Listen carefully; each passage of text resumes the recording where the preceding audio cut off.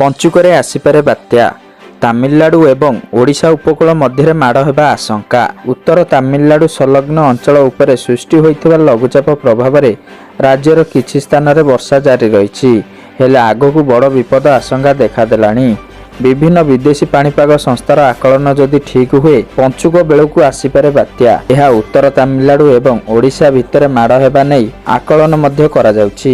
ସମ୍ଭାବ୍ୟ ଲଘୁଚାପ ଜନିତ ପ୍ରବଳ ବର୍ଷାକୁ ଆଖି ଆଗରେ ରଖି ସ୍ୱତନ୍ତ୍ର ରିଲିଫ କମିଶନର ଏସ୍ଆର୍ସି କାର୍ଯ୍ୟାଳୟ ପକ୍ଷରୁ ସମସ୍ତ ଜିଲ୍ଲାପାଳଙ୍କୁ ସତର୍କ ସୂଚନା ଜାରି କରାଯାଇଛି। ବିଶେଷ କରି ଗଞ୍ଜାମ, ଗଜପତି, କନ୍ଧମାଳ, ରାୟଗଡ଼ା, ପୁରୀ, ନୟାଗଡ଼, ଖୋର୍ଦ୍ଧା, ଜଗତସିଂହପୁର, କେନ୍ଦ୍ରାପଡ଼ାରେ ପ୍ରବଳ ବର୍ଷା ପାଇଁ ସତର୍କତା ପଦକ୍ଷେପ ନେବାକୁ ନିର୍ଦ୍ଦେଶ ଜାରି କରାଯାଇଛି। ଥାଇଲାଣ୍ଡ ଉପକୂଳରେ ଏକ ଘୂର୍ଣ୍ଣିବଳୟ ସୃଷ୍ଟି ହୋଇଛି। ଧୀରେ ଧୀରେ ଏହା ଦକ୍ଷିଣ ଆଣ୍ଡାମାନ ସାଗର ଆଡ଼କୁ ମୁହାଁଉଛି। ଶନିବାର ସୁଦ୍ଧା ଦକ୍ଷିଣ ଆଣ୍ଡାମାନ ସାଗରରେ ଏକ ଲଘୁଚାପ କ୍ଷେତ୍ର ସୃଷ୍ଟି ହେବ। ପରେ ଏହା ପଶ୍ଚିମ ଓ ଉତ୍ତର ପଶ୍ଚିମ ଦିଗରେ ଆଗେଇବ। ପରେ 48 ଘଣ୍ଟା ଭିତରେ ବା 15 ତାରିଖ ବେଳକୁ ଏହା ପୂର୍ବ କେନ୍ଦ୍ରୀୟ ଓ ଦକ୍ଷିଣ ପୂର୍ବ ବଙ୍ଗୋପସାଗରରେ ଘନୀଭୂତ ହୋଇ ଅବପାତ ରୂପ ନେବ। ଏବେ ସମୁଦ୍ର ଜଳପତନର ଉପର ଭାଗର ତାପମାତ୍ରା ଅଧିକ ରହୁଛି।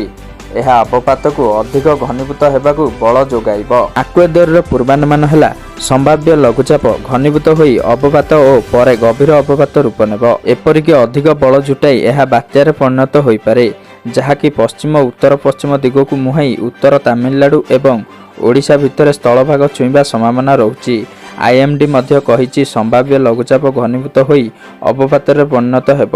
ଏହାପରେ ବାତ୍ୟା ରୂପ ନେବାର ସମ୍ଭାବନା ନେଇ କେତେକ ମଡେଲ ଆକଳନ କରୁଛନ୍ତି, କିନ୍ତୁ ଏବେଠାରୁ ଏ ସମ୍ପର୍କରେ ନିର୍ଦ୍ଦିଷ୍ଟ ଭାବେ ଆକଳନ କରିହେବନି। ଅବପାତ ରୂପ ନେବା ପରେ ଚିତ୍ର ସ୍ପଷ୍ଟ ହେବ।